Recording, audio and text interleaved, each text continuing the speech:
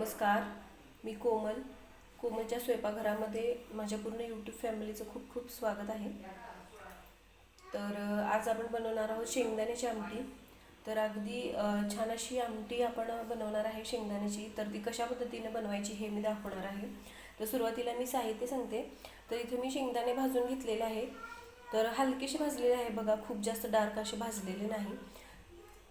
तर शेंगदाण्याचं प्रमाण तुम्ही तुमच्या म्हणजे किती लोकांसाठी आमटी बनवते त्यानुसार कमी जास्त करू शकता. एक बारीक चिरलेला कांदा घेतलेला आहे, लसूण घेतलेला आहे, आलं, ओलं खोबरं, कढीपत्ता आणि कोथिंबीर घेतलेली आहे. इथं मी घेतलेला आहे अर्धा टोमॅटो कट करून.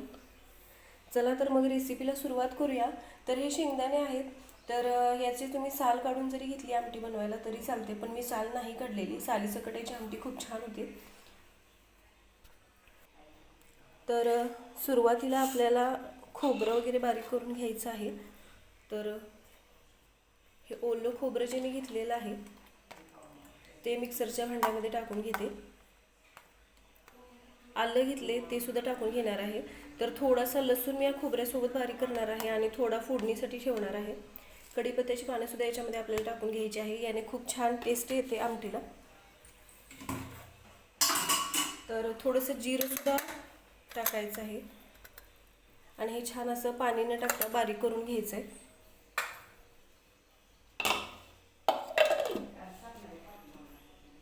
तर सुरुवातीला मी खोबरं वगैरे बारीक करून घेतलेलं आहे बघा, आणि नंतर मी त्याच मिक्सरच्या भांड्यामध्ये शेंगदाण्याचं कूटसुद्धा बनवून घेतलेलं आहे.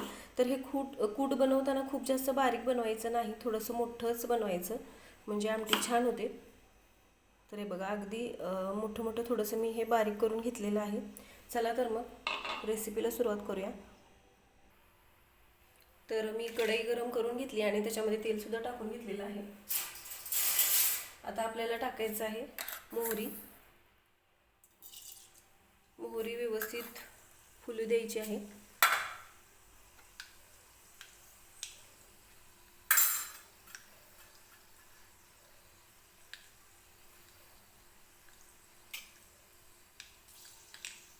तर हे बघा छान अशी मोहरी तडतडायला लागलेली आहे.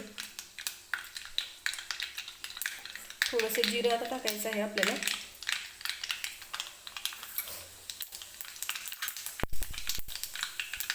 लसूण ठेचून घेतला आहे तो मी टाकून घेणार आहे. सुरुवातीला बारीक चिरलेला कांदा टाकायचा आहे.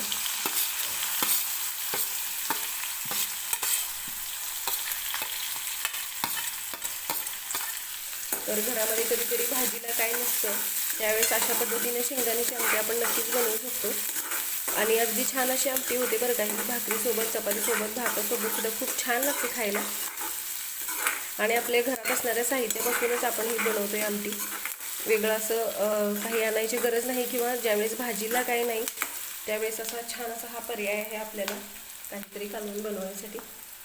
तर कढीपत्त्याची पानं मी टाकून घेतलेली आहेत आणि कांदा हलकासा गोल्डन होईपर्यंत आपल्याला भाजायचा आहे बरं का. खूप जास्त डार्क रंगावर नाही भाजायचा. तर ओलं खोबरं टाकल्यामुळं या आमटीला खूप छान अशी टेस्ट येते.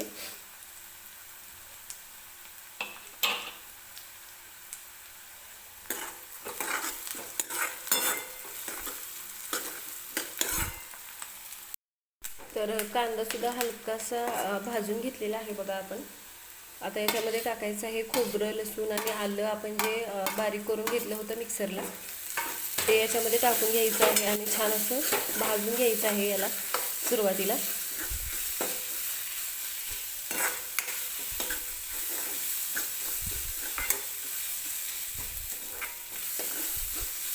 तर 1-2 मिनिटे मी सुरुवातीला हे खोबरं वगैरे भाजून घेते. आता मी याच्यामध्ये टाकणार आहे टोमॅटो.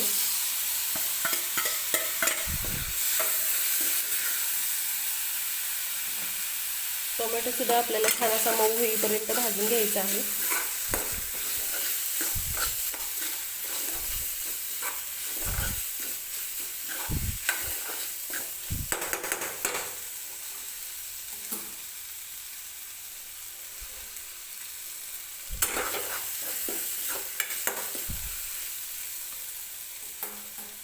टोमॅटो छान असा भाजून घेतलेला आहे. आता आपल्याला याच्यामध्ये टाकायची आहे हळद, धनेपूड, अगदी थोडंसं जिरेपूड मी याच्यामध्ये टाकते.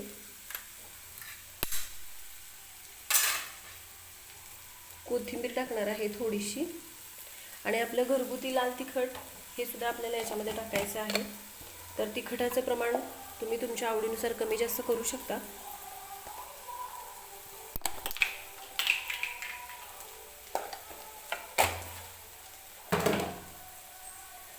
तर मी सगळे सुके मसाले सुद्धा याच्यामध्ये टाकून घेतलेले आहेत. तर सुरुवातीला हा मसाला आपल्याला छान असा भाजून घ्यायचा आहे.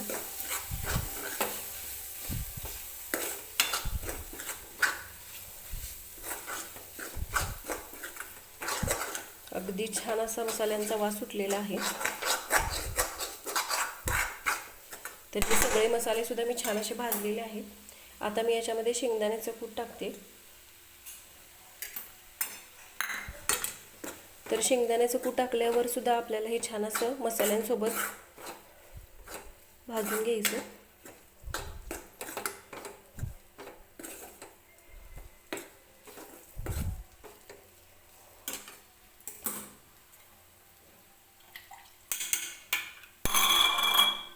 तर सगळे मसाले वगैरे मी भाजून घेतलेले आहेत.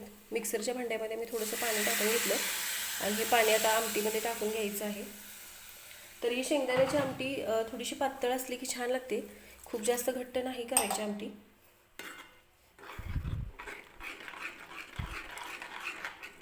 सुरुवातीला मी थोडंसं पाणी टाकून छान असं हे हलवून घेते. आणखीन थोडंसं पाणी मी याच्यामध्ये टाकणार आहे.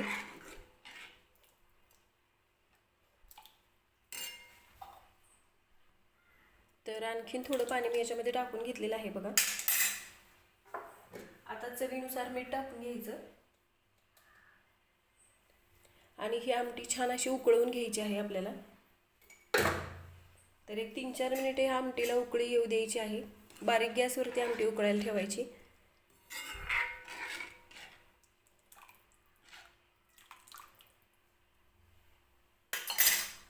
तर ही बघा 3-4 मिनिटे ही शेंगदाण्याची आमटी मी छान अशी उकळवून घेतलेली आहे. तर वरून थोडीशी कोथिंबीर टाकते.